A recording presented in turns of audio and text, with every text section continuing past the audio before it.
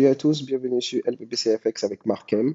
Et aujourd'hui, ça sera pour les débutants.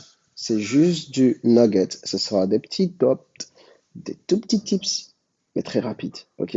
Pour vous permettre de comprendre qu'est-ce que c'est que trading. D'abord, la première des choses qu'on comprend à propos de trading, c'est toujours achat et vente.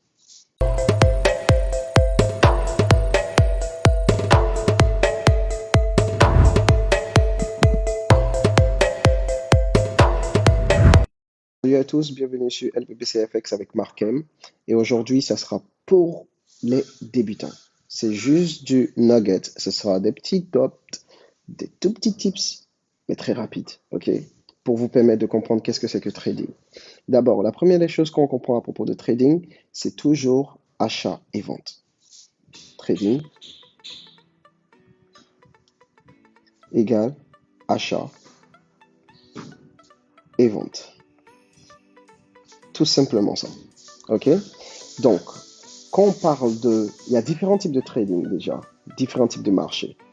Ok? On a d'abord, en trading, on a, si on veut dire, on a les stocks. Donc, ce sont les compagnies. On a le FX, si on veut dire, qu'on appelle Foreign Exchange. Donc, c'est la monnaie. Ok? Ok? Ok? On a le Foreign Exchange. Et on a les futures, les commodities, donc or, diamant, or, comment on peut dire, cuivre et tout et consorts, ok? Cuivre et tout, voilà. Bon, voilà, vous comprenez. Donc, nous, ce qu'on va chercher à faire, c'est plutôt se focaliser sur cette partie-là, le FX. Pourquoi? Parce que c'est le seul marché. On peut aussi se focaliser un tout petit peu sur l'or, ok, de temps en temps, mais c'est le seul marché qui est ouvert 24 heures sur 24. Ok, 7 jours sur 7. Mais parce qu'on sait qu'il y a des personnes comme, on va dire moi un tout petit peu, comme d'autres personnes qui vont jamais arrêter de vouloir trader. Donc, on a eu des régulateurs qui nous ont demandé à ce que ça soit ouvert seulement que 24 heures sur 24. Ok, 5 jours sur 7. Ok, pour permettre aux gens de se reposer le samedi et le dimanche. Mais il y a certaines plateformes qui vous permettent de pouvoir travailler là-dessus. Tu as aussi les cryptos maintenant. Ok, donc il y a différents marchés. Ok, nous on se focalise plutôt sur la monnaie. Et sur la monnaie, il y a toujours deux entités. Il y a une entité qui est la base et il y a une entité qui est la variante. Ok, donc tu as la base et la variante. Donc c'est toujours en fonction de la base. Donc si aujourd'hui on a euro, USD, ça veut dire ici c'est la base, ça c'est la variante. Donc celui-là est toujours égal à 1 et celui-là varie toujours. Donc quand on prend un graphe de ce genre, quand on voit le graphe est ici, on va dire que là, je vais plutôt le faire d'une manière plus simple, comme ce que vous allez voir. Normalement, c'est comme ça. Donc, on va dire que le graphe est ça, ça, ça, ça, ça, ça. Ici, ça arrive à 10. Ici, c'était à 5. Là, c'était à 0. OK? Donc, on va dire que quand le graphe, ici, c'est euro, USD. Quand le graphe était ici, ça veut dire que 1 euro était égal à 10 dollars. Ok, 1 euro était égal à 10 dollars. Quand c'est arrivé ici, ça veut dire que 1 euro était égal à 5 dollars. Quand le chart était ici, 1 euro était égal à 2 dollars. Quand vous remarquez, ça continue, ça monte et ça descend. Maintenant, quel est le bénéfice de tout ça? Le bénéfice, il est très simple. Sachant que 1 euro avant était équivaut à 10 dollars et après 1 euro équivaut maintenant à 5 dollars, 1 euro équivaut à 2 dollars. Qu'est-ce que ça veut nous dire? Ça veut nous dire que le dollar est en train de prendre en valeur et l'euro est en train de baisser en valeur. Voilà pourquoi nous n'avons pas de problème avec les monnaies. Parce que quand une monnaie monte, l'autre monnaie descend. Quand une descend, l'autre automatiquement monte.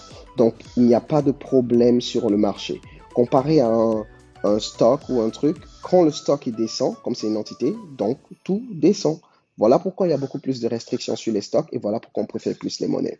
Maintenant, en histoire de monnaie, comme je peux vous le dire, vous allez devoir apprendre les différents types de monnaie. C'est très simple. Ok, nous avons les majeurs et nous avons les exotiques. Ok, les majeurs exotiques. Donc, on se focalise beaucoup plus sur les quoi? Nous, on se focalise sur les majeurs. On prend un tout petit peu d'exotiques, mais on prend un tout petit peu de cross. Ok, et les exotiques, on les laisse comme ils sont. Ok, les cross pairs, ce sont plutôt des majeurs qui comment on appelle ça, qui se lient ensemble, ok? Quand on parle de majeur, on parle de tout ce qui est lié US dollar, mais qui apporte une grande valeur au marché. Dans ces conditions-là, on a l'euro, on a le Swiss franc. Donc le Swiss franc, c'est plutôt la monnaie suisse, ok? On a le New Zealand dollar, on a le GBP, qui est le sterling, le pound, et on a le CAD, canadien dollar, et on a le JPY, le yen. Ok, ceux-là font partie des grands contributeurs du marché. Ok, les monnaies les plus fortes. Donc entre elles, comparées au dollar, ce sont les majeurs. Mais si maintenant nous avons un GBP, CAD, ça devient une cross pair. Ok, mais si on vient dire tout de suite un GBP, NMNX, je sais plus c'est quoi, si c'est le pesos ou un truc comme ça, j'ai aucune idée. Là, maintenant, ça devient un exotique, ok? Ça devient un exotique parce que ça fait passer, par exemple, un GBP contre le CFA. C'est exotique, ok? C'est un truc comme ça. Donc, à comprendre très bien. Le truc, il est très simple, ok? Je sais, je vais un peu rapidement, mais prenez le temps de pouvoir revenir sur la vidéo parce que je vais vous donner toutes les informations que vous devez savoir pour commencer trading, ok? La chose que vous devez comprendre après, c'est très simple. Une fois qu'on connaît les paires, on sait tout. On sait que trading peut être fait sur différentes manières, ok? On a quoi? On a les fondamentaux, ok? Les fondamentaux. On a les chartistes, ok? Ce que vous allez voir plutôt, on va dire technical, ok? On va le dire technical analyst, ok? Donc, ceux-là, et on a les hybrides, ok? Ok? Les hybrides, c'est une combinaison entre les deux là. En réalité, je vais plutôt dire on est toujours hybride, ok? Pourquoi? On est toujours hybride parce qu'on va toujours regarder ce qui se passe sur le calendrier du jour pour savoir est-ce qu'il y a des nouvelles qui vont nous affecter ou pas nous affecter sur notre position et patati patata. Mais on va plutôt se focaliser sur le graphe, ok? Le graphe parce que nous voulons pouvoir analyser, il faut pouvoir comprendre le prix d'action, ok? C'est le prix d'action qui est le plus important. Il faut connaître le prix d'action, il faut connaître le prix d'action, il faut connaître le prix d'action. Ça, je ne vais jamais cesser de le dire. C'est grâce au prix d'action qu'on va savoir exactement quoi faire. C'est l'interprétation du marché, c'est la langue du marché, ok? Donc, pour commencer trading, très simple. Qu'est-ce qu'il faut? La question que tout le monde demande, ok? Première des choses, il vous faut un ordinateur, ok? Personne ne se moque de mon ordinateur, c'est de la gamme, je pense bien, voilà, avec des claviers. Il vous faut un ordinateur, ok? Très simple. Il vous faut un ordinateur et après l'ordinateur, il vous faut une connexion Internet. Ça, je vais peut-être certainement pas vous dire que c'est logique, mais il faut le dire. Il faut Internet, ok? Internet, pourquoi? Parce qu'on va se connecter à ce qu'on appelle un broker. Ok? Ce broker va nous permettre de pouvoir être connecté à ce qu'on appelle le marché. C'est là se trouve tout. Les 6,6 trillions de dollars qui sont distribués par jour.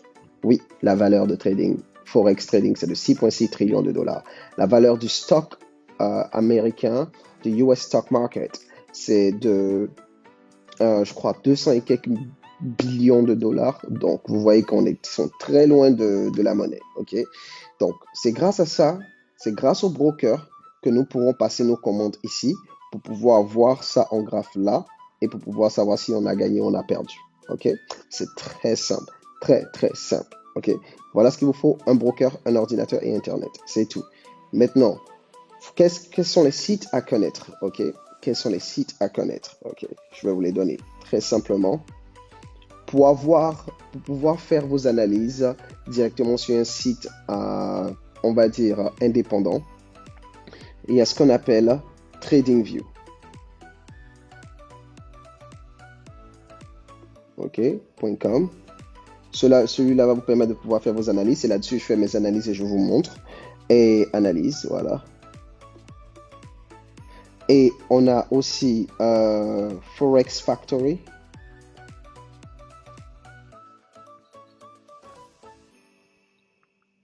Pour le calendrier.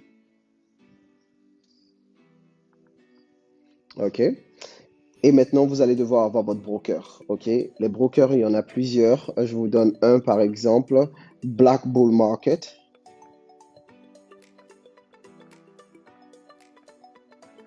Ok, je suis pas affilié, je vous donne un. Il y a FXCM. En fonction de votre pays, regardez le broker qui vous sied, ok. Mais la majeure partie du temps, nous prenons plus les brokers qui sont à l'étranger, qui sont par exemple en Australie et tous les trucs, parce que en Nouvelle-Zélande, Australie et tout ça, parce que ils ont moins de régulation, moins de réglementation sur eux et ils sont plus, ils nous inspirent plus confiance que les autres, ok. Je vais surtout pas prendre un broker africain pour le moment, pas parce que je dénie l'Afrique, non, au contraire, je suis africain, pro-africain. Mais je pense qu'avec l'instabilité et les trucs, je ne voudrais pas voir mes profits de, par exemple, 100 000 dollars se faire bloquer quelque part. Ok, je préfère plus avoir confiance de l'autre côté et directement faire venir l'argent. Bon, quand on va régler nos problèmes de stabilité, comme on ne parle pas politique ici, cela va se régler, ok? Donc, je vous barre ça parce que vous devez faire en fonction de votre pays, du pays dans lequel vous êtes. Et si vous êtes en Afrique, je vous conseille plutôt de voir cela ou aussi parce qu'ils vous offrent des possibilités avec un peu de commission, vraiment peu de commission, ok? Parce que chaque trade que vous ouvrez ça en commission. Pourquoi? Parce que la commission, c'est ce que le broker aimerait prendre pour pouvoir, c'est le passeport pour pouvoir, le ticket pour entrer sur le marché. Donc, sachez que le broker n'a vraiment pas besoin de vous. Que vous gagnez votre trade, que vous perdez votre trade, le broker aura toujours sa commission sur votre trade. Parce que vous ouvrirez toujours votre trade en négatif. Ok, le trade ne va jamais s'ouvrir en positif. Il va venir en négatif. C'est rare qu'un trade s'ouvre directement en positif, mais il part et voilà. Ben c'est pas tout le temps ça se passe. La majeure partie du temps, tu l'ouvres en négatif et graduellement on évolue. Ok, donc maintenant, être un chartiste. Être chartiste, il y a 5 choses à comprendre, ok? Vraiment, c'est la tendance, vous comprenez, tendance, euh, support et résistance, ok? Prix d'action,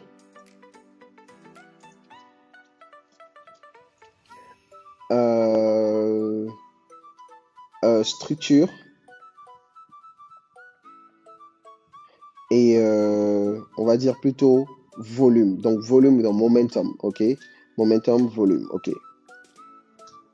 Voilà ce qu'il vous faut comprendre quand vous voulez être un chartiste. Vraiment pas besoin de trucs. Ici, en histoire de tendance, nous avons up, qui veut dire ascendant, ascendant, ok? Et nous avons descendant, donc descendant, ok? Support et résistance, vous comprenez très bien, c'est comme avoir un support et avoir une résistance. On ne construit jamais une maison sur du sable, on construit toujours sur un support. C'est la même chose, support et résistance. Prix d'action, c'est ce qui va nous permettre de pouvoir identifier la tendance, c'est ce qui va nous permettre de pouvoir identifier le support et la résistance, c'est ce qui va nous permettre de pouvoir identifier la structure, c'est ce qui va nous permettre de pouvoir identifier le volume. Donc, très important, super important. Voilà ce qui vous fait maîtriser, maîtriser et maîtriser et maîtriser. Voilà.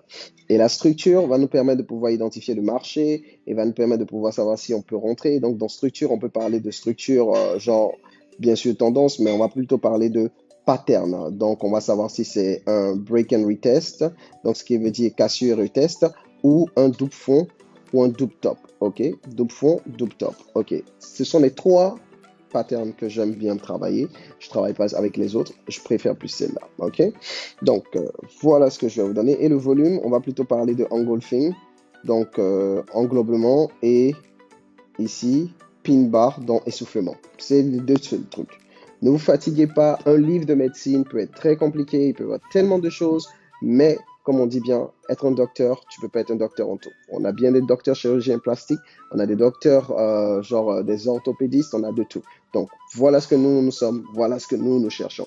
Tout le reste, si vous voulez maintenant écrire un livre sur trading, ça c'est différent. Vous voulez écrire tous les trucs. Mais, si vous voulez vous simplifier la vie, apprenez ces trucs-là. Ok. Je pense que jusqu'à là, si vous avez des questions, allez, commentez juste en bas et j'essaie de vous revenir là-dessus. Bon, sur ce, je vous souhaite une excellente journée et amusez-vous avec trading. Il n'y a pas vraiment beaucoup de choses à apprendre, mais il y a beaucoup d'exercices à faire. Et c'est tout à fait normal parce que cette filière ou ce domaine peut vous apporter énormément d'argent, mais peut vous faire perdre aussi énormément d'argent. Donc ne regardez pas la somme, mais plutôt le procédé pour obtenir le savoir. Le savoir est unique. Si vous apprenez et vous maîtrisez ce savoir, même si vous devez recommencer à 0, vous savez que vous pouvez revenir à 100 très rapidement. OK? Donc, je vous souhaite une excellente journée et Dieu soit avec vous tous.